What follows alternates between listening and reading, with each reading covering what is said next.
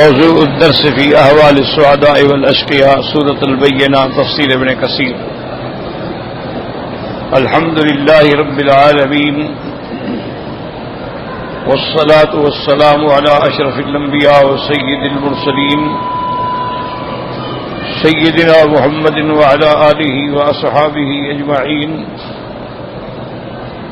اللهم صل على سيدنا محمد وعلى آل سيدنا محمد كما صليت على إبراهيم وعلى آل إبراهيم في العالمين إنك حميد مجيد. أعوذ بالله من الشيطان الرجيم. بسم الله الرحمن الرحيم.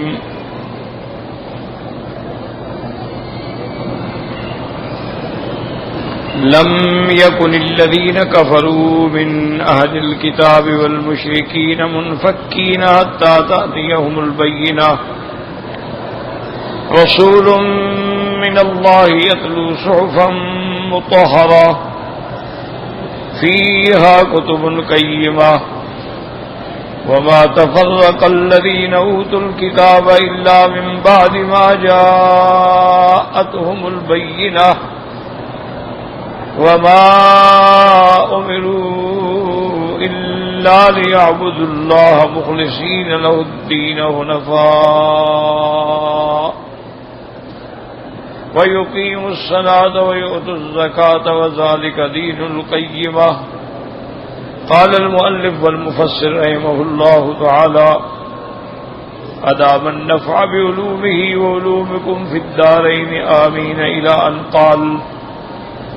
قال الإمام أحمد رحمه الله: حدثنا عفان قال حدثنا حماد وابن سلمة قال أخبرنا علي وابن زيد عن عمار بن أبي عمار قال سمعت أبا حبة البدري وهو مالك بن عمرو بن ثابت الأنصاري رضي الله تعالى عنه قال: لما نزلت لم يكن الذين كفروا من أهل الكتاب إلى آخرها قال جبريل عليه السلام: يا رسول الله صلى الله عليه وسلم إن ربك يأمرك أن تقرأها أبيا. فقال النبي صلى الله عليه وسلم لأبي: إن جبريل أمرني أن أقرأك هذه السورة.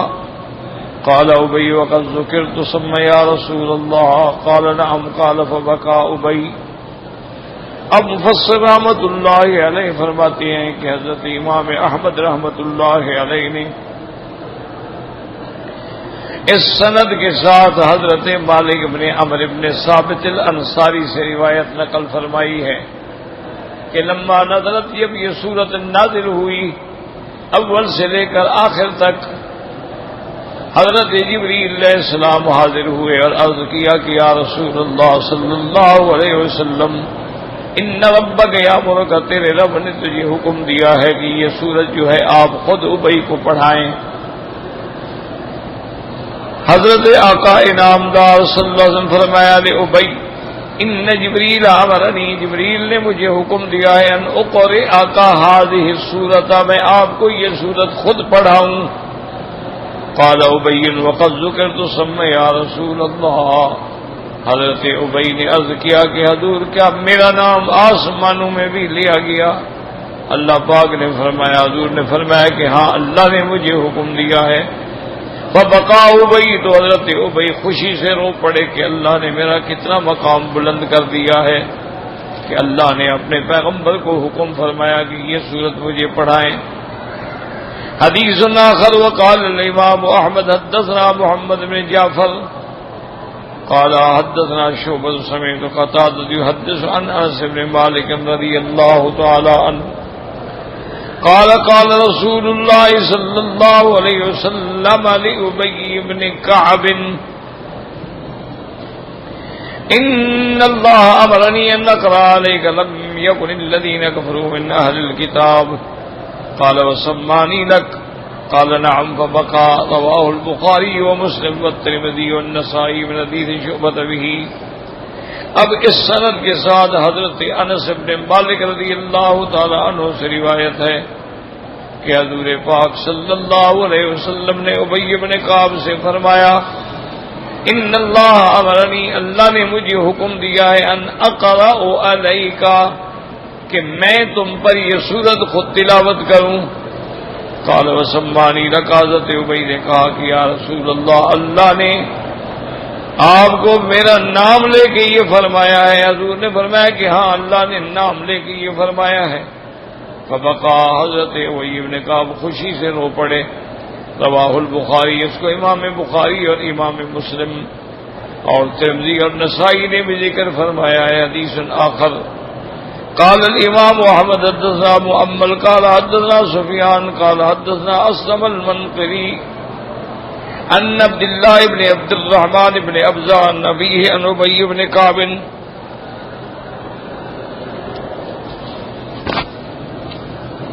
قال لي رسول الله اني امرت ان اقرا عليك سورة كذا وكذا۔ انہوں نے ارشاد فرمایا کہ اللہ تبارک و تعالی نے مجھے حکم دیا ہے کہ میں آپ پر یہ سورت تلاوت کروں۔ قلت یا رسول اللہ وقد ذکرت هناك، اللہ نے میرا نام لیا، آپ نے فرمایا کہ نعم۔ فقلت یا ابا المنذر ففرحت بذلك قال ما يمنعني والله يقول قل بفضل الله وبرحمته وبذلك فليفرحوا وخير مما يجمعون۔ قال مؤمل قلت لسفيان القراءة بالحديث قال نعم تفرد به من هذا الوجه۔ تو اس روایت میں بھی یہی آیا کہ حضور نے فرمایا کہ اللہ تبارک و تعالی نے مجھے حکم دیا ہے کہ میں آپ پر پڑھوں۔ ابا المنذر جو ہے یہ کنیت ہے حضرت ابی بن کعب کی۔ طریق اخری قال امام احمد حدثنا محمد بن جعفر وحجاج قال حدثنا شعبۃ بن ناصر بن بہدلة عن زر بن حبیش بن ابی بن کعب رضی اللہ تعالی عنہ قال ان رسول اللہ صلی اللہ علیہ وسلم قال لي ان اللہ امرني ان اقرأ عليك القرآن قال فقرأ لم يكن الذين كفروا من اهل الكتاب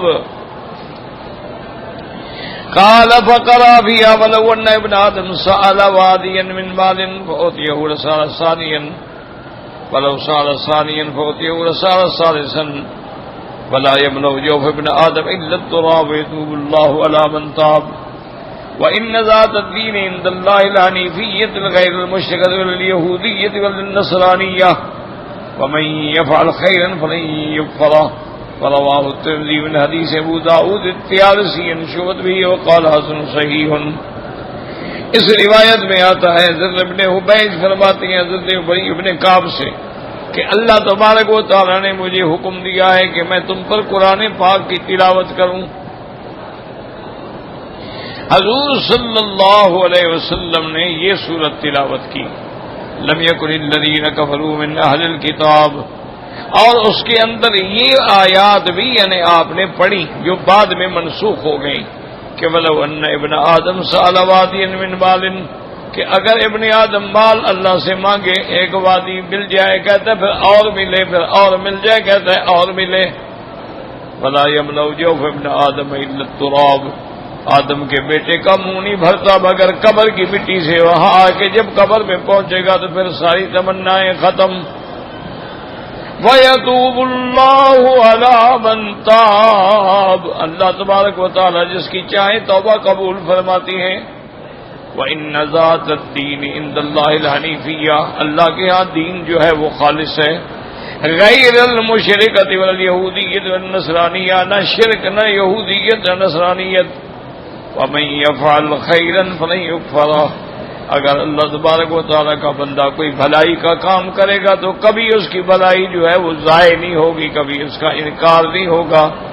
رواہ الترمذی من حدیث ابو داؤد الطیالسی عن شعبۃ به وقال حسن صحیح۔ تو اب ایک مسئلہ یہاں چونکہ حدیث میں آ گیا ہے، یہ مسئلہ ہے ناسخ اور منسوخ۔ بعض علماء تو بالکل ہی انکار کرتے ہیں کہ قرآن میں کوئی ناسخ منسوخ نہیں۔ ناسخ مانا پہلے حکم کو ختم کرنے والا، منسوخ وہ حکم جو ختم ہو گیا اس کو کہتے ہیں ناسخ منسوخ۔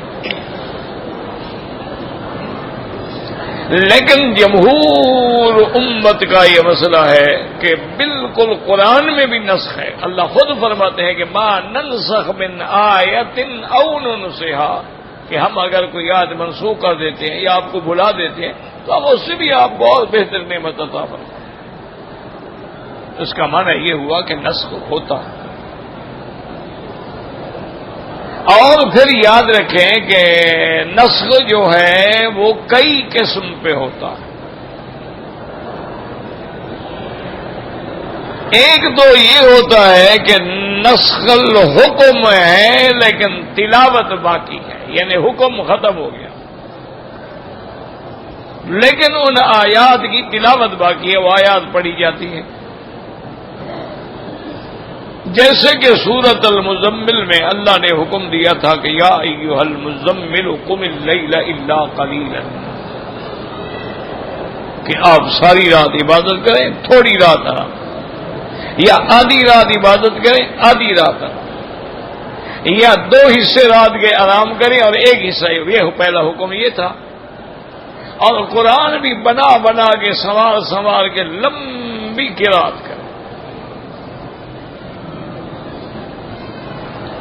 اس کے بعد پھر اللہ تبارک و تعالی نے حضور کی امت پہ رحمت فرمائی، اور اس وقت نماز فرض بھی نہیں تھی، پھر 5 نمازیں فرض بھی آ گئی، تو اللہ نے رعایت فرمائی کہ میرے محبوب میں جانتا ہوں کہ آپ کی امت میں ایسے لوگ بھی ہیں جو بیمار ہوں گے، تہجد تو پڑھنا چاہتا ہے لیکن بیمار ہے۔ علم ان سيكون منكم مرضى واخرون يضربون في الارض يبتغون من فضل الله واخرون يقاتلون في سبيل الله، کہ بعض مسافر ہوں گے، بعض بیچارے تجارت کے لیے سفر کر رہے ہوں گے، بعض جہاد کے لیے۔ ان حالات میں تہجد پڑھنا اور 2 رات کے حصے جاگنا بڑا مشکل ہے، لہذا ہم نے رعایت کر دی فقرؤوا ما تيسر من القرآن، جتنا اللہ توفیق دے پر پڑھ لیا۔ تو اب اگر کوئی آدمی صرف رات کو اٹھ کے 2 رکعت بھی پڑھ لیتا ہے تو تہجد ہو گئی۔ اور بزرگوں نے اس کا ایک بہترین حل لکھا کہ مثال کے طور پہ آج کل 4:40 پہ صبح کی اذان ہوتی ہے، وہ کہتے ہیں کہ تم زیادہ بھی نہیں کر سکتے ہو نا، 4:15 بجے اٹھ جاؤ، وضو کر لو، وضو کر کے 2 رکعت پڑھ لو، پھر تم نے نماز کے لیے تو ویسے آنا ہے نا الحمدللہ، تو گویا تمہاری تہجد شمار ہو جائے۔ اور اگر ہو سکے تو وتر رات کو عشاء کے بعد نہ پڑھو، وتر رہنے دو، 4 بجے اٹھ جاؤ، آرام سے وضو کر کے 2 رکعت تہجد پڑھ لیں، 3 رکعت وتر کی پڑھ لیں، اور اس کے بعد چلے آئیں مسجد میں نماز کے لیے۔ تو بہرحال وہ پہلا حکم جو تھا ساری رات یا آدھی رات یا تو جاگنے والا، وہ ختم ہو گیا۔ تو اب حالانکہ یہ حکم ختم ہے، آیات پڑھی جاتی ہے، تو اس کو کہتے ہیں منسوخ الحکم باقیت تلاوت، ہے کہ حکم منسوخ ہے لیکن اس کی تلاوت باقی۔ اچھا، ایک یہ ہوتا ہے کہ حکم باقی ہے لیکن تلاوت منسوخ ہو گئی ہے۔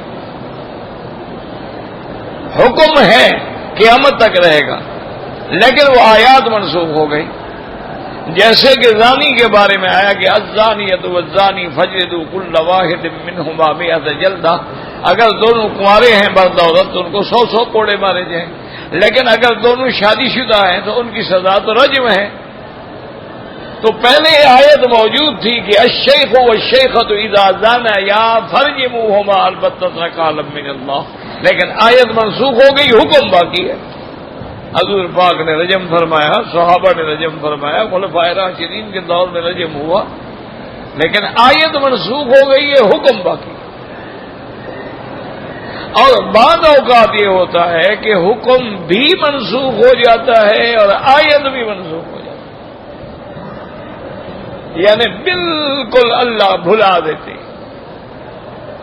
جیسے کہ آپ پڑھ رہے تھے ابھی الحمدللہ لیلۃ القدر کے بارے میں کہ سرکار دو عالم رحمت دو عالم صلی اللہ علیہ وسلم نے فرمایا اللہ نے مجھے علم دے دیا تھا، میں بتلانے کے لیے بھی نکلا گھر سے، لیکن انسی دعا پھر اللہ نے مجھے وہ بات ہی بھلا دی، میں نہیں بتلا سکتا، کیونکہ اللہ چاہتے تھے کہ لیلۃ القدر کی تعیین کا علم نہ ہو، تو اب بات ہی بھول گئی ہے، قصے ختم ہو گیا. اس لیے یہ آیات جو ہیں اس حدیث مبارک کی روح سے آتا ہے کہ بھئی پہلے صورت میں یہ الفاظ بھی تھے کہ لو ان ابن آدم سال وادیا من بال فاوتیہ لسال ثانیا، لیکن اب یہ الفاظ یہ آیات منسوخ ہیں. اس لیے مفسر رحمت اللہ علیہ نے یہ بات جو ہے نقل فرمائی. اور یاد رکھیں کہ یہی جو احکام ہیں نا ناسخ اور منسوخ کے، اسی کو لے کر جو فرقے باطلہ ہیں جیسے روافض ہیں، شیعہ ہیں، خوارج ہیں، انہوں نے نعوذ باللہ صحابہ پہ اعتراض کیا کہ دیکھو جی قرآن میں آیت موجود تھی تو صحابہ نے گرا دی نا، تو نعوذ باللہ صحابہ نے قرآن کو بدل دیا ہے. وہ ایسی آیتیں ڈھونڈتے ہیں، وہ ایسی روایات ڈھونڈتے ہیں جہاں ناسخ منسوخ کا ذکر ہوتا ہے، وہ ایسی آیات ڈھونڈتے ہیں جہاں اختلاف قرات ہوتا ہے. کہتے ہیں دیکھو جی کمال ہے، کچھ یوں پڑھ رہے ہیں کچھ یوں پڑھ رہے ہیں، قرآن ہی بدل دیا. تو ایک جاہل آدمی بیچارہ گھبرا جاتا ہے کہ بھی اللہ الذی خلقکم من ضعف بھی ہے ضعف بھی ہے. کہتے ہیں دیکھو جناب کیا یہ بھی ہے وہ بھی ہے، حالانکہ وہ نہیں جانتے بھی تو قراتیں ہیں اور دونوں قراتیں صحیح ہیں. قال اركبوا فيها بسم الله مجریہا بھی ہے اور مجریہا بھی ہے، تو دونوں قراتیں ٹھیک ہیں. اسی طرح سورۃ الفاتحہ میں بعض قراء جو ہیں صراط الذین انعمت علیہم یہاں وقف کر دیتے ہیں غیر المغضوب علیہم ولا الضالین، اور بعض وقف نہیں کرتے صراط الذین انعمت علیہم غیر المغضوب علیہم ولا الضالین. تو یہ تو قرات ہے نعوذ باللہ، اس میں قرآن کے اندر تو کوئی خلل نہیں ہے. اللہ کا قرآن جو ہے وہ محفوظ ہے اور قیامت تک محفوظ رہے گا. اللہ کے قرآن کی کوئی زبر زیر میں بھی تبدیلی نہیں کر سکتا، کیونکہ اس کی حفاظت کا وعدہ اللہ نے فرمایا ہے انا نحن نزلنا الذکر وانا لہ لحافظون. اور یاد رکھو کہ اب تو شیعہ جو ہے نا ان کو کچھ تو شرم آنی چاہیے اگر ضمیر ہے ان کے اندر باقی، اگر ضمیر مر گیا تو الگ بات ہے. یعنی کچھ تو لحاظ ہو کہ یمن کے اندر سیدنا علی رضی اللہ تعالی عنہ کی اپنی قلم سے لکھا ہوا قرآن مل گیا، اور اس پر یمن کی حکومت نے ماشاءاللہ جرمنی کی کسی فرم کو بہت پتہ نہیں کتنے کروڑ میں ٹھیکہ دیا، اور انہوں نے اس کے جو وسیدہ اوراق تھے نا ان کو مثالے کے ساتھ جوڑ کے سارے اوراق کو ٹھیک کیا. اب وہ بالکل صحیح حالت میں آ گیا اور حضرت علی کی قلم سے ہے. صنعاء میں اس وقت محفوظ ہے اور لاکھوں لوگوں نے زیارت کی ہے. تو حضرت علی کا لکھا ہوا قرآن اور حضرت عثمان کے قرآن میں ایک حرف کا بھی فرق نہیں. اب تو ایک بات واضح ہو گئی بھی حضرت علی کے ہاتھ سے لکھا ہوا قرآن مل گیا، تو اس سے بڑی دلیل کیا ہو سکتی؟ تو یہ تو ان کے جھوٹ ہیں اور حکایات ہیں کہ اصل قرآن جو ہے جی مصحف فاطمہ سیدہ وہ تو امام مہدی کے پاس ہے اور امام غائب ہے، وہ تو غار میں چھپا ہوا ہے. اور وہ کہتے ہیں کہ وہ قرآن جو ہے نا امام کے پاس جو ہے اور غار سر من رآ، اس غار کا نام ہے جو دیکھے گا تو خوش ہو جائے گا. کہاں ہے بھائی؟ ابھی ملی نہیں ہو، امام بھی نہیں ملا. اس کو کہتے ہیں غیبوبت کبریٰ. اسی لیے شیعہ جب ان کا بڑے سے بڑا کوئی مولوی جب نماز پڑھائے گا مصلی خالی ہوتا ہے ادھر کھڑا ہوگا، وہ کہتے ہیں کہ مصلی تو امام کا ہے نا، نماز پڑھانے کا حق امام کو ہوتا ہے، ہم تو نائب ہیں جب تک وہ غائب ہے پڑھا رہے ہیں، اصل امام کا تو انتظار ہے مہدی المنتظر. بھائی وہ اللہ کے بندے کب آئے گا؟ کہتے ہیں یہ بھی پتہ نہیں. بھئی جب سارا عالم فنا ہو جائے گا پھر قرآن لے کے کس کو پڑھانے آئے گا؟ تو یہ جو ہے نا یہ جھوٹی روایات ہیں جن کا بالکل کوئی حقیقت بھی نہیں ہے اور جن کا کوئی سند بھی نہیں ہے اور جن کی کوئی اصل بھی نہیں ہے. یہ ان کی عادت ہے، وہ ایسے جھوٹی روایات گھڑتے ہیں. اسی طرح انہوں نے کہا کہ اللہ کے قرآن میں جو آیت ہے کہ یا ایھا الرسول بلغ ما انزل الیک من ربک فَإِن لَّمْ تَفْعَلْ فَمَا بَلَّغْتَ رِسَالَتَهُ، وہ فرماتے ہیں کہ اصل میں یہ آیت تھی یا ایھا الرسول بلغ ما انزل الیک من ربک فی امامۃ علی فَإِن لَّمْ تَفْعَلْ فَمَا بَلَّغْتَ رِسَالَتَهُ. وہ کہتے ہیں 3 صحابہ نے امامت علی والا لفظ جو تھا وہ حذف کر دیا. لیکن خدا کی قدرت ہے، آپ حیران ہوں گے کہ یہ مجھے تو بہرحال آج تک سمجھ نہیں آیا کہ یہ مذہب ہے، ڈرامہ ہے، فسانہ ہے، کیا چیز ہے. بھائی اگر اللہ کے قرآن میں یہ آیت مبارک جو ہے اصحاب ثلاثہ رضوان اللہ علیہم اجمعین نے بدل دی ہے تو سیدنا علی کیسے خاموش رہے؟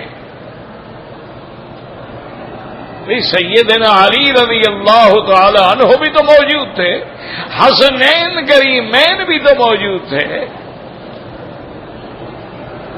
تو حضرت علی بھی خاموش رہے، حسن حسین بھی خاموش رہے، آل بیت بھی خاموش رہے، حضرت عباس بھی خاموش رہے، حضرت فضل بھی خاموش رہے، حضور کی ازواج بھی خاموش رہیں. کیا بات ہے یعنی صرف تمہیں 1400 سال کے بعد پتہ چلا ہے؟ یعنی یہ اتنا بڑا جھوٹ ہے. اچھا کبھی تو حضرت علی چلو مکہ شریف میں، مدینے میں، کوفے میں آگے کبھی تو یہ آیت پڑھ دیتے، ان کہتے خدا کے بندے میرا حکم تو قرآن میں موجود ہے.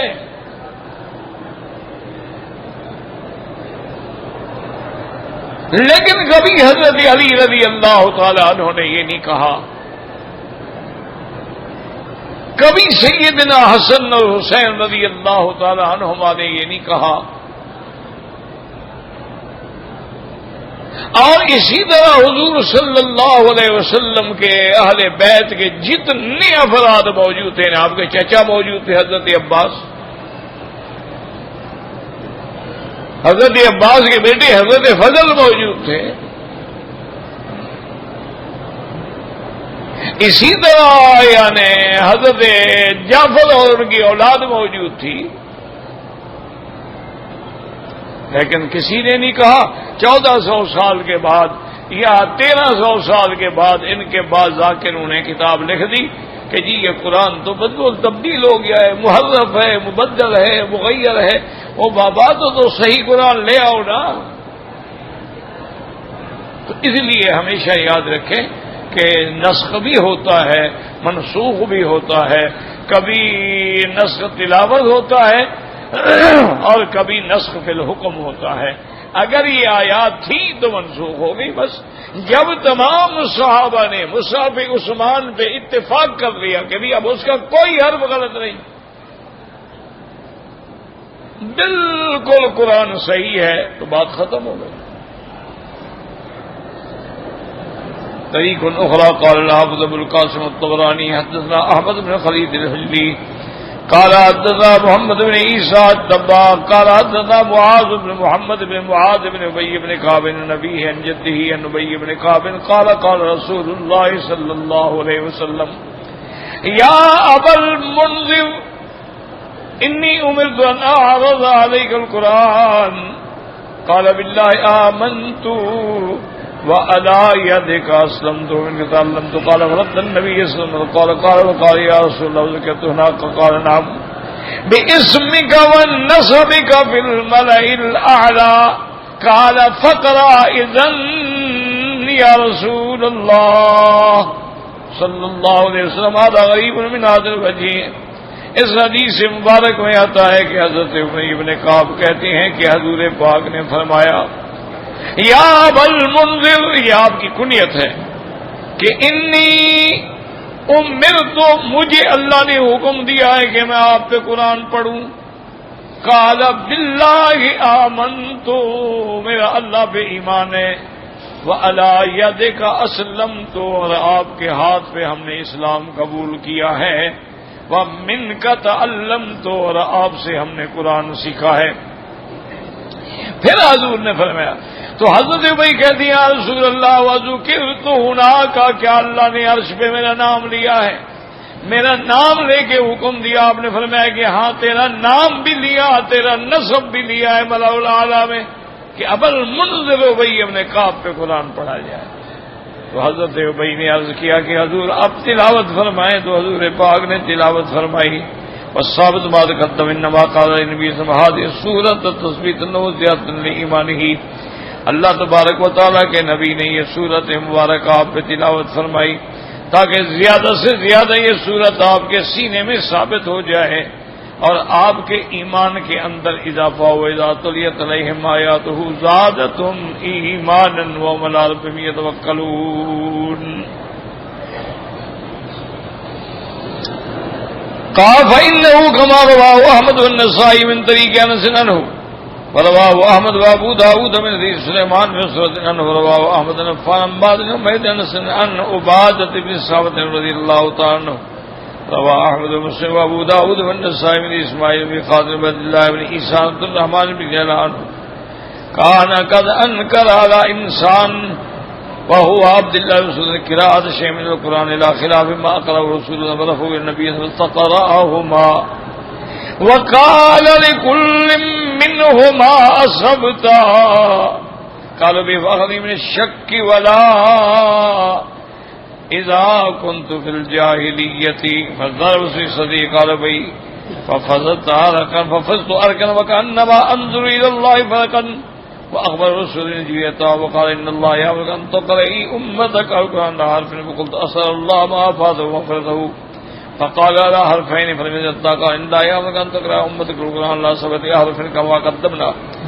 ذكر هذا الحديث بطرقه ولفظ في أبد التفسير من هذه السورة وفيها رسول من الله يتلو صحفا مطهرة فيها كتب قيمة قرأ قراءة إبلاغ وتثبيت وإنذار لا قراءة تعلم واستذكار والله أعلم.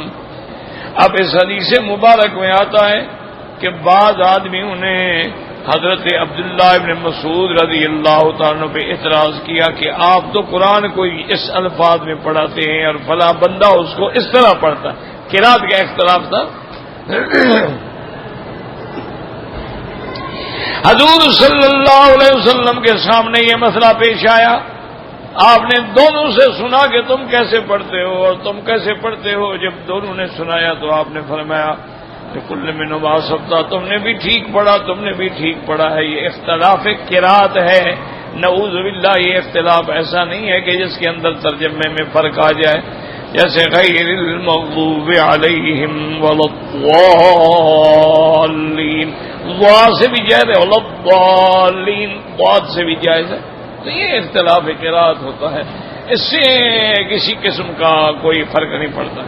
جیسے بعض کو راہ پڑتی اللہ الذی خلقکم من ضعف، اور بعض کو راہ پڑتی اللہ الذی خلقکم من ضعف. تو قرات جو ہے جائز ہے. اور 7 قراتیں ہیں اللہ کے قرآن میں. اصل میں چونکہ عرب کے قبائل تھے نا، ہر قبائل کی زبان کا اور لہن میں فرق ہوتا ہے.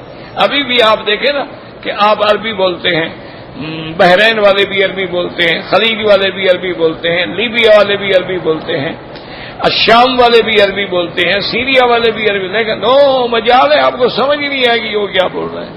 تو لہن میں بھی فرق آ جاتا ہے، الفاظ میں بھی فرق آ جاتا ہے.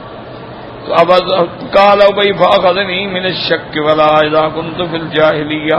حضرت ابی ابن کعب کہتی ہیں کہ میرے دل میں شک ہونے لگا کہ یہ بھی صحیح ہے، یہ بھی صحیح ہے، یہ کیسے ہو سکتا ہے. کہتے فضرب رسول اللہ صلی اللہ علیہ وسلم فی صدرہ، حضور پاک نے ابی ابن کعب کے سینے میں اپنے ہاتھ سے مارا. قال ابی فرماتی ہیں کہ میں بالکل پسینہ پسینہ ہو گیا، پسینے میں ڈوب گیا. وَكَأَنَّمَا گویا کہ میں اپنے اللہ کے دربار میں کھڑا ہوں خوف سے. وَأَخْبَرَهُ رسول اللہ صلی اللہ علیہ وسلم ان جبریل اتاه جبریل آئے ہیں. فقال ان اللہ یأمرک ان تقرئ امتک القرآن علی حرف. اللہ نے حکم فرمایا کہ اپنی امت کو ایک قرات پہ قرآن کی تعلیم عطا فرمائیں. حضور پاک نے عرض کیا یا اللہ معافی عطا فرمائیں، مہربانی کریں، ایک قرات پر تو سب کا پڑھنا بڑا مشکل ہو جائے گا. تو اللہ نے 2 کی اجازت دی، پھر 3 کی اجازت دی، پھر 4 کی اجازت دی، حتیٰ کہ 7 قراتوں میں اجازت. تو یہ اللہ کی طرف سے اجازت ہے. کما قدمنا ذکر هذا الحدیث بطرقہ. اب مفسر فرماتے ہیں کہ یہ حدیث ہم نے اول تفسیر کے اندر بیان کر دی ہے. فلما نزلت هذه السورة فيها، اور جب یہ سورت مبارک نازل ہوئی اور اس میں یہ آیات بھی تھی رسول من اللہ یتلو صحفا مطہرۃ فیہا کتب قیمہ قرأ علیہ رسول اللہ اسمہ قراءۃ ابلاغ. اللہ کے پیغمبر نے تلاوت فرمائی، اللہ کے پیغمبر نے ابلاغ پہنچانے کے لیے، تثبیت کے لیے، انذار کے لیے. اللہ کے راز تعلق سے یہ نہیں کہ آپ کو قرآن پڑھایا آپ نہیں جانتے تھے، آپ وہی اپنے کہا نہیں، انذار ہے، تثبیت ہے. اور یہ مومن کی شان ہے کہ جتنی دفعہ قرآن پڑھا جاتا ہے اس کے ایمان میں اضافہ ہو جاتا ہے. ذات علیہم آیاتہ زادتہم ایمانا وعلی ربہم یتوکلون. وہذا کما ان عمر بن الخطاب رضی اللہ تعالی عنہ مسر یوم الحدیبیہ ان تلک الاسر وکان فیما قال اور تنتظرون الناس نات البیت وہی قال بلا فاخبرتك انك تاتيه عامك هذا قال لا قال فانك اتيه معطوفا ومطوفا به. فلما رجعوا من الحدیبیہ انزل الله النبي صلی اللہ علیہ وسلم الفتح عمر الخطاب وقرأ عليه فيها قول صدق الله لقد صدق الله رسول الرؤيا بالحق لتدخلن المسجد الحرام ان شاء الله آمنین. اب مفسر فرماتا ہے کہ جیسے ابی ابن کعب کے دل میں شک پیدا ہوا، ایسے حضرت عمر کے دل میں بھی مسئلہ پیدا ہوا کہ جب حدیبیہ کے اندر حضور پاک نے کفار سے صلح کر لی اور ان کی ہر شرط مان لی، یعنی جو بھی وہ کہتے گئے حضور مانتے گئے. حضرت نے لکھا بسم اللہ الرحمن الرحیم، نے کہا نہیں ہم نہیں جانتے رحمان الرحیم کیا، لکھو بسم کا اللہ لکھو. حضرت علی نے لکھا من محمد رسول اللہ، نے کہا نہیں رسول اللہ تو مانتے ہی نہیں، مانتے تو آپ کو منع کیوں کرتے، لکھو من محمد بن عبداللہ. حضور نے فرمایا لکھو. انہوں نے کہا حضور آپ اس سال جو ہے واپس جائیں گے، عمرہ نہیں کریں گے. آپ نے فرمایا ٹھیک ہے قبول ہے. اگلے سال آئیں گے صرف 3 دن کے لیے اور ہتھیار بھی ساتھ نہیں لائیں گے. فرمایا قبول ہے. انہوں نے کہا حضور اگر کوئی مسلمان مکے سے بھاگ گیا مدینہ منورہ اور ہم نے آپ سے اس کا مطالبہ کیا کہ ہمارا قیدی واپس کرو، ہمارا مفروض واپس آپ دیں گے، یہ بھی لکھو. انہوں نے کہا اگر مکہ مدینے سے کوئی مسلمان کافر ہو کے ہماری جماعت میں مل جائے ہم واپس نہیں کریں گے. لکھو یہ بھی قبول. اب ہر شرط حضور نے قبول کر دی. حضرت عمر رضی اللہ تعالی عنہ جیسا آدمی جو ہے وہ فرماتے ہیں کہ میں تو بالکل متزلزل ہو گیا، میرے تو پاؤں ہل گئے. اور حضرت عمر کہتے ہیں مجھ سے برداشت نہ ہوا اور میں نے حضور کی خدمت میں آ کے کہا کہ یا رسول اللہ السنا علی الحق وهم علی الباطل، کیا یہ بات ٹھیک نہیں ہے کہ ہم حق پہ ہیں وہ جھوٹے ہیں؟ ہاں ٹھیک ہے. تو لمن نقبل الدنیۃ فی دیننا، یا رسول اللہ ہم اپنے دین میں پھر ایسی کمزور شرطیں کیوں قبول کریں؟ حق پہ بھی ہم ہیں اور باتیں بھی ان کی مانیں. اور اس کے بعد حضرت عمر نے کہا یا رسول اللہ آپ نے نہیں فرمایا تھا کہ ہم جائیں گے مکے میں طواف کریں گے، عمرہ کریں گے، سر مڈائیں گے، بال کٹائیں گے، آپ نے یہ نہیں فرمایا تھا؟ میں نے کہا تھا، لیکن کیا عمر میں نے یہ بھی کہا تھا کہ اسی سال میں کہا آپ نے یہ تو خیر نہیں کہا تھا، لیکن یہ تو کہا تھا کہ لَتَدْخُلَنَّ الْمَسْجِدَ الْحَرَامَ إِنْ شَاءَ اللَّهُ آمِنِينَ مُحَلِّقِينَ رُؤُوسَكُمْ وَمُقَصِّرِينَ لَا تَخَافُونَ۔ حضرت عمر ہٹ گئے۔ حضرت عمر فرماتے ہیں کہ مجھے صبر نہ ہے۔ بھئی آخر ہم کیوں اتنی کمزور ہو جائیں کہ ہر بات مان لیں، ہر بات مان لیں، ہر بات مان لیں؟ زیادہ سے زیادہ جنگ ہوگی تو ہم شہید ہو جائیں گے، اور کیا ہو جائے گا؟ تو حضرت عمر حضرت ابو بکر کی خدمت میں ان کے خیمے میں آئے، انہوں نے کہا ابو بکر یہ کیا ہو گیا ہے؟ حضور پاک نے ایسی ساری شرطیں کیوں قبول فرما لی ہیں؟ ہم مسلمان کیوں کمزور ہو گئے؟ ان کا پلڑا بھاری ہو گیا۔ ابو بکر تو پھر ابو بکر ہے نا رضی اللہ تعالی، انہوں نے پتہ کیا جواب دیا؟ انہوں نے فرمایا عمر انہ رسول اللہ، ایک جواب، ایک لفظ۔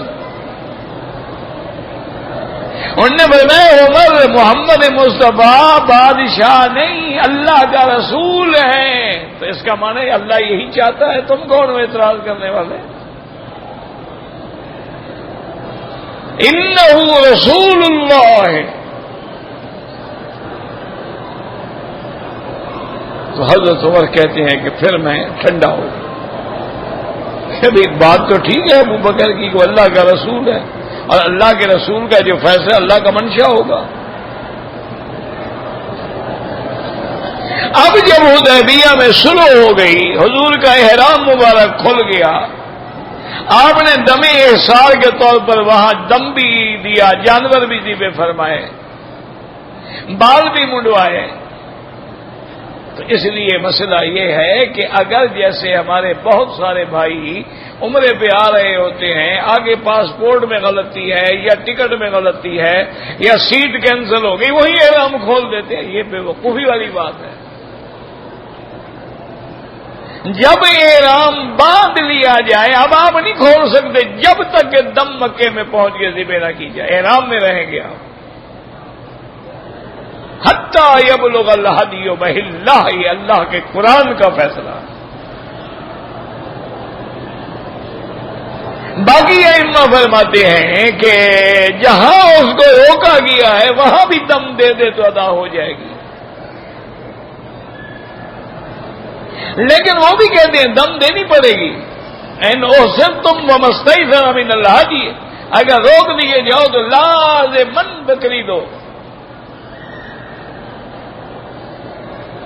اور پھر باقاعدہ بال منڈواؤ تب احرام سے نکلو گے۔ یہ تھوڑا ہے کہ چاہتے ہیں جب چاہ باندھ لی ہو، جب چاہیں کھول دی ہے، کوئی بچوں کا کھیل ہے، کوئی مذاق ہے؟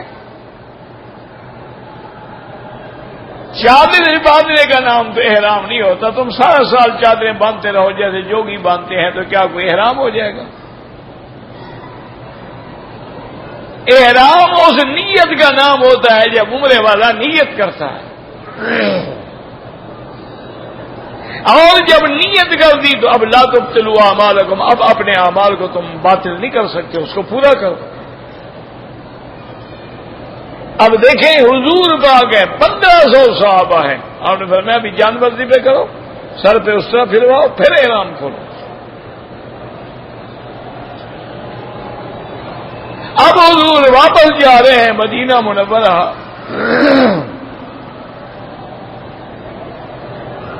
کہ اللہ تبارک و تعالی نے آپ پہ وحی بھیجی، انا فتحنا لک فتحا مبینا۔ حضور نے فرمایا کہ عمر کو بلاؤ۔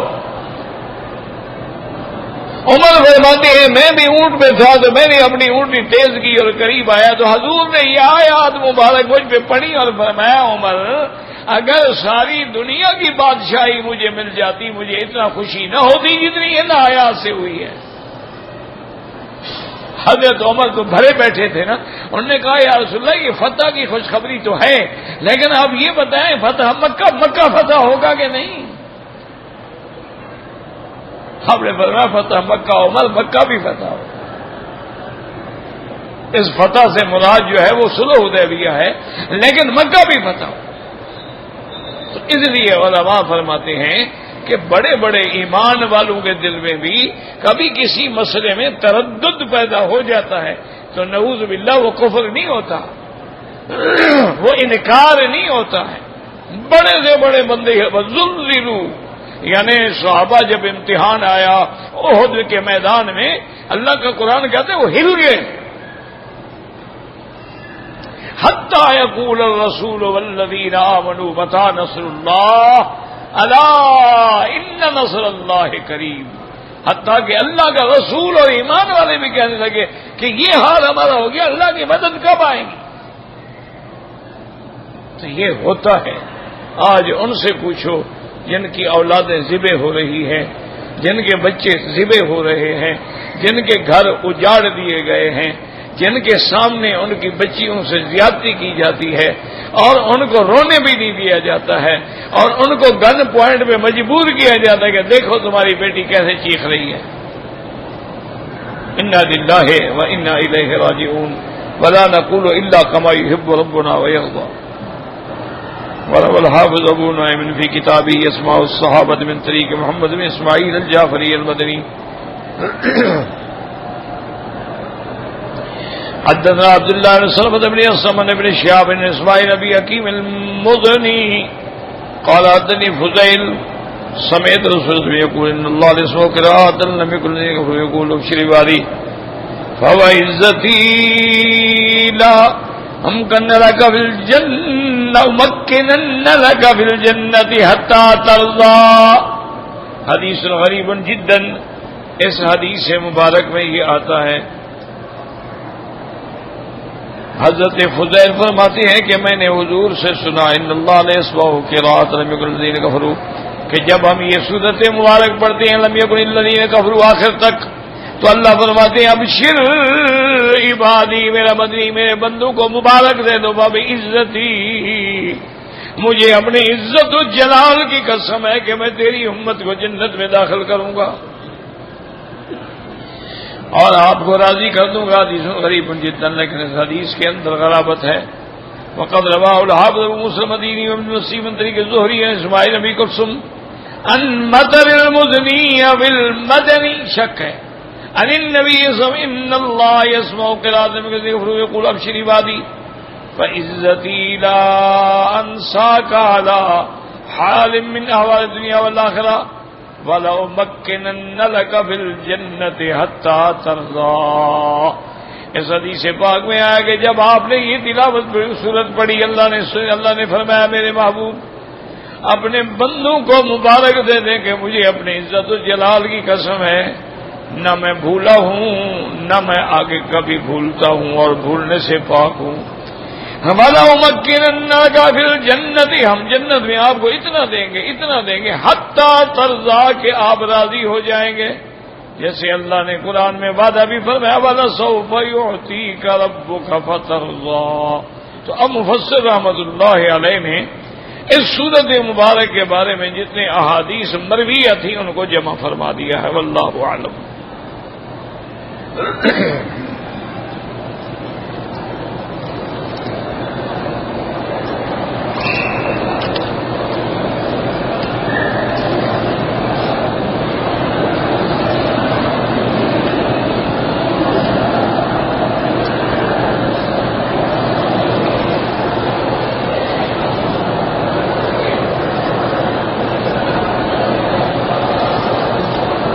ایک حدیث مبارک میں ہے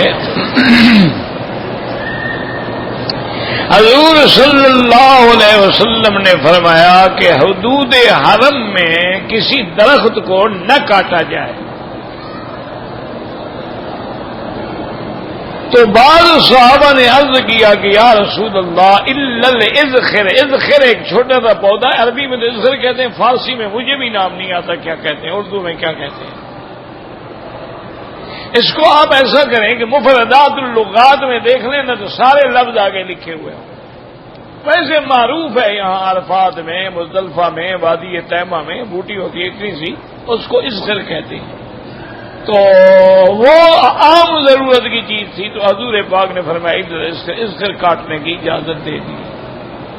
اس کا اردو نام مجھے بھی نہیں آتا،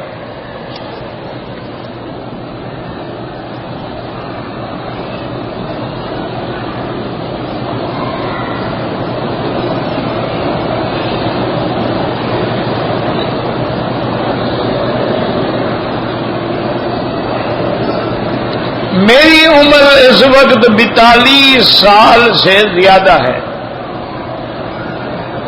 میں نے آج سے 14 سال پہلے لا علمی کی وجہ سے یا نادانی میں کسی لڑکی سے کہا تھا کہ میری زندگی میں تمہارے علاوہ اگر کوئی لڑکی آئے گی تو اس کو طلاق ہوگی. بہرحال کہتے ہیں وہ لڑکی بھی میری زندگی میں نہیں آئی، کسی اور سے اس کا نکاح ہو گیا. تو بہرحال گزارش یہ ہے حضرت کہ اس کے لیے بہتر حل یہ ہے کہ دارالافتاء میں جا کے یہ مسئلہ پوچھو، چونکہ یہ مسئلہ بڑا مشکل ہوتا اور اہم مسائل جو ہیں اس میں ہر آدمی کو فتویٰ نہیں دینا چاہیے.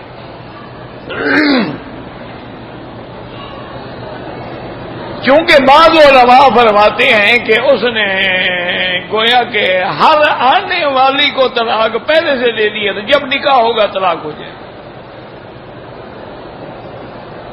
لیکن بعض علماء فرماتے ہیں کہ محض ایک قسم ہے، قسم کا کفارہ ادا کر دے تو جان چھوٹ جائے. لیکن سب سے بہتر حل یہی ہے کہ آپ جو ہیں یہاں مکے میں رہتے ہیں تو دارالافتاء یہاں دفتر موجود ہے، حرم میں بھی ہے اور شیشہ میں بھی ہے، تو وہاں جا کر باقاعدہ مفتی سے رجوع کریں، وہ زیادہ بہتر ہے. کیونکہ یہ اہم مسئلہ حلال حرام کا معاملہ ہے، اس میں آدمی کو غفلت نہیں کرنی چاہیے.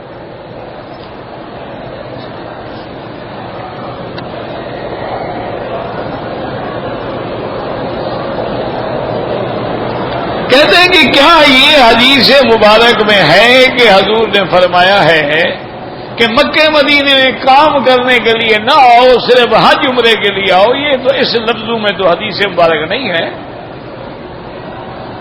وہ اصل میں حدیث میں تو قرآن میں موجود ہے کہ اگر تم حج میں بھی ہو لیس علیکم جناح ان تبتغوا فضلا من ربکم فاذا افضتم من عرفات.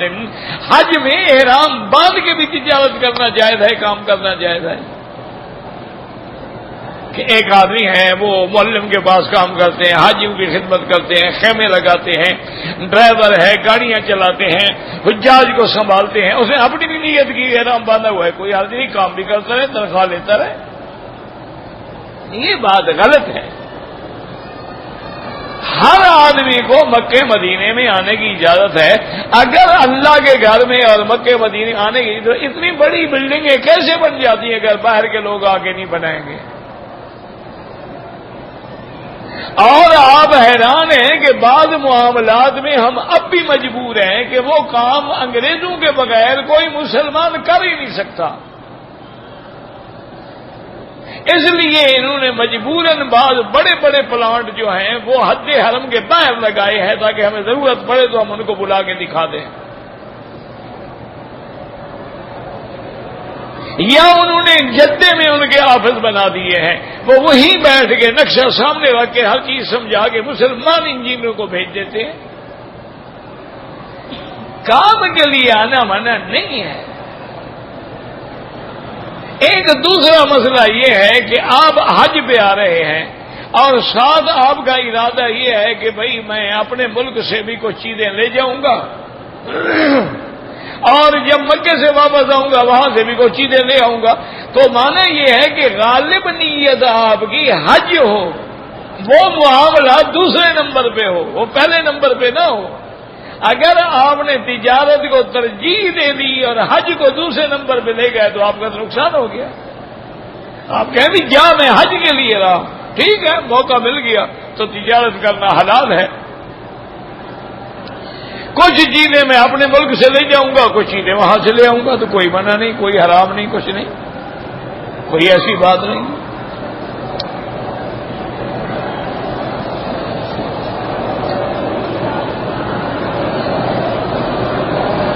کہتے ہیں جی کہ اگر میں نے احرام باندھا ہوا ہے اور مجھے ٹانگ میں تکلیف ہے تو کیا ٹانگ پہ دوسرا کپڑا باندھا جا سکتا ہے؟ بالکل باندھا جا سکتا ہے. خدا نہ خواستہ کسی کی ٹانگ ٹوٹ جائے تو پلستر نہیں لگوائے گا، کیا کرے گا؟ پلستر بھی لگائے گا. اگر اس کو درد ہو گئی اس نے ٹانگ باندھ دی، کوئی حرج نہیں.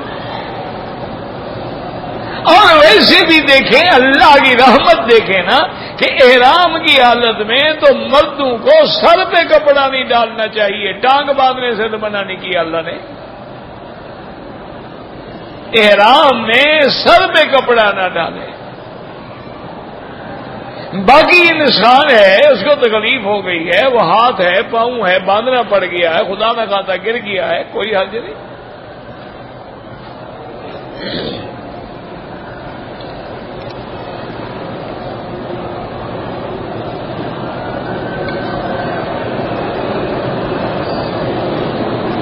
کہتے جی کہ میرا ایک دوست ہے وہ شیعہ ہے، انسان بڑا اچھا ہے، لیکن 12 امام جو ہیں ان کو حاضر ناظر بھی جانتا ہے اور ان سے مدد بھی مانگ. بڑا اچھا انسان، ایسے تو ابو جہل بھی بڑا اچھا آدمی تھا.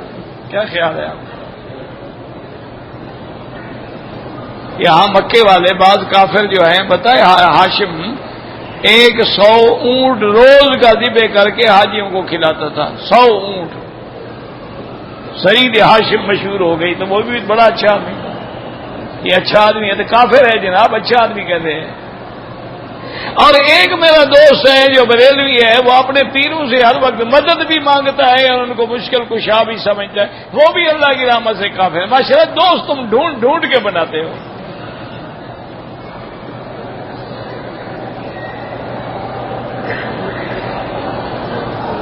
اور یاد رکھو جو اللہ کے دشمن ہیں، مشرک ہیں، لا تتخذوا عدوی وعدوکم اولیاء، اللہ فرماتے ہیں وہ میرے بھی دشمن تمہارے بھی دشمن، ان کو کبھی دوست نہ بناؤ. والمؤمنون والمؤمنات بعضهم اولیاء، بعض مومن ایک دوسرے کا دوست ہوتا ہے، منافق ایک دوسرے کا دوست ہوتا ہے. ایسے لوگوں سے دوستی رکھنا منع ہے. ایک ہے کاروبار معاملات، کاروبار تو ہم یہودیوں سے بھی کرتے ہیں، نصرانیوں سے بھی کرتے ہیں، ہندوؤں سے بھی کرتے ہیں. ایک ہے موالات محبت، وہ حرام ہے، ایسے دوست نہ بناؤ.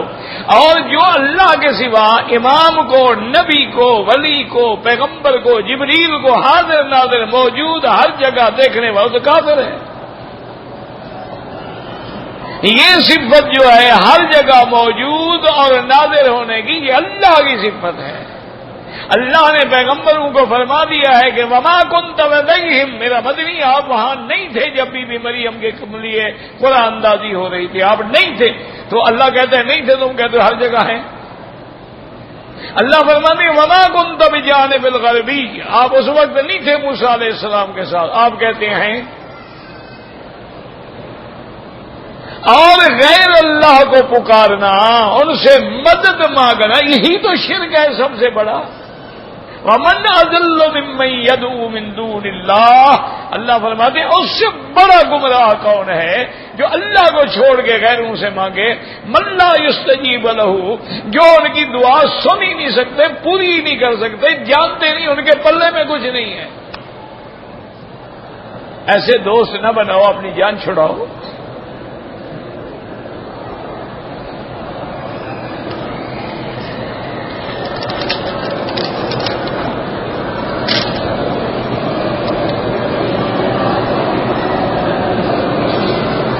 اگر مکے میں رہنے والا آدمی مدینہ منورہ جاتا ہے عید رمضان کے بعد یا جب بھی جائے تو واپسی پہ لازم احرام باندھے، چونکہ مدینہ منورہ میں مقام ذو الحلیفہ جو ہے وہ میقات ہے. حضور پاک صلی اللہ علیہ وسلم ہمیشہ وہاں سے احرام باندھ کے آئے.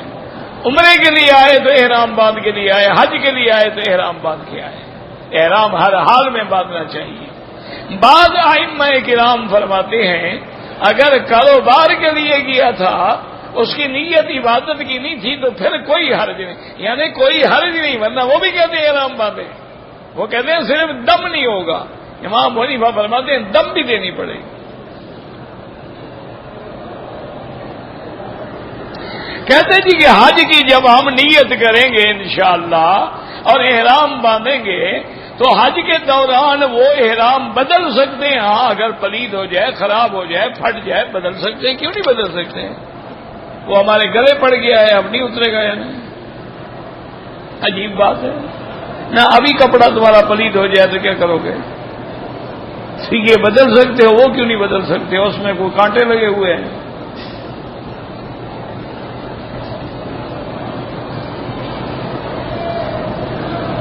اگر عید سے پہلے ہم نے مدینے سے عمرہ کیا ہے کوئی دم نہیں،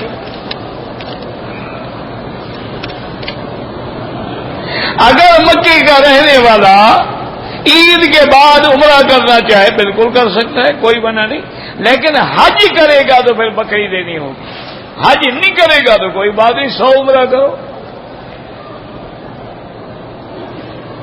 مکے کے مقامی پر حج افراد میں حج کی بکری نہیں، قربانی تو لازمی ہے، اور جو ہم اپنے ملک میں بھی قربانی کرتے ہیں وہ تو کرنی ہوگی۔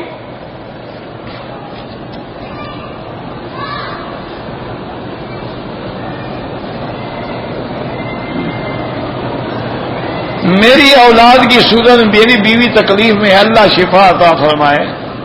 میں اپنے بیٹے کا نام محمد رکھنا چاہتا ہوں۔ بالکل سبحان اللہ، اس سے اچھا نام بھی کوئی ہے بھلا؟ یہ تو حضور کا نام ہے، رکھنا چاہیے۔ یہاں تو آپ کو پتہ ہے 90% لوگوں کے نام محمد ہیں۔ اچھا کسی کا نام نہ بھی جانتے ہوں کہیں گے یا محمد، بھی کیوں؟ ایسا پیارا نام ہے نا کہ وہ اعتراض کر ہی نہیں سکتا، وہ چڑھ ہی نہیں سکتا۔ اور حضور نے بھی فرمایا کہ انا محمد وانا احمد، میرا نام محمد بھی ہے اور میرا نام احمد بھی ہے۔ حتیٰ کہ بعض علماء اور بعض اولیاء اللہ نے تو یہ لکھا ہے کہ جس بچے کا نام محمد رکھ لو اس کو بے ادبی نہ کیا کرو، کہیں نام کی بے ادبی نہ ہو جائے۔ انہوں نے کہا اس کو مارا بھی نہ کرو، گالیاں بھی نہ دیا کرو، برا بھی نہ کہا کرو، چونکہ نام اتنی بڑی ذات کا لگا ہوا ہے۔ تو بہرحال نام رکھنا جائز ہے، واللہ اعلم۔ ربنا تقبل منا انک انت السمیع العلیم، تب علینا انک انت التواب الرحیم، یا حی یا قیوم برحمتک استغیث، یا حی یا قیوم یا ذا الجلال والاکرام، یا ذا الجلال والاکرام، یا ذا الجلال والاکرام۔ اللهم فرج هم المهمومين، نفس كرب المكروبين، واقض الدين عن المدينين، واشفنا واشف مرضانا ومرضى المسلمين۔ اللهم يسر امورنا وامور اولادنا بناتنا اصحابنا اخواننا امور من اوصانا واستوصانا وامور المسلمين برحمتك يا ارحم الراحمين۔ اللهم انصر الاسلام والمسلمين، اللهم انصر الاسلام والمسلمين، اللهم انصر الاسلام والمسلمين، اللهم احفظ سائر بلاد المسلمين وهذا البلد الامين فاجعلها امنا مطمئنا سخاء رخاء الى يوم الدين برحمتك يا ارحم الراحمين، برحمتك يا ارحم الراحمين۔ اللهم لا تجعلنا من الغافلين، اللهم لا تجعلنا من الغافلين، اللهم لا تجعلنا من الآيسين، ولا تردنا عن بابك خائبين، اللهم لا تجعلنا من القانتين، اللهم استر عوراتنا، آمن روآتنا، خفف روآتنا، ربنا آتنا في الدنيا حسنة وفي الآخرة حسنة وقنا عذاب النار۔ صلى الله تعالى على خير خلقه سيدنا محمد وعلى آله وصحبه أجمعين۔ اللهم صل على سيدنا محمد وعلى آل سيدنا محمد وبارك وسلم عليه۔